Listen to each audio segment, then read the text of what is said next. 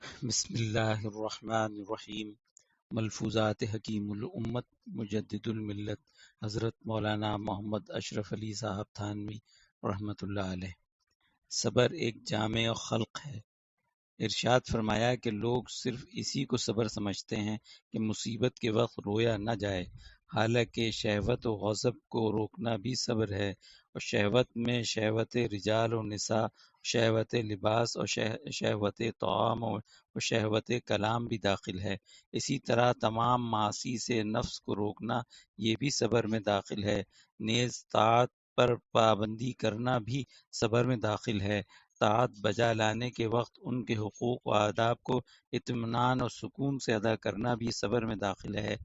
پس یہ ایسا جامع خلق ہے کہ بہت سے اخلاق اس کے اندر داخل ہیں۔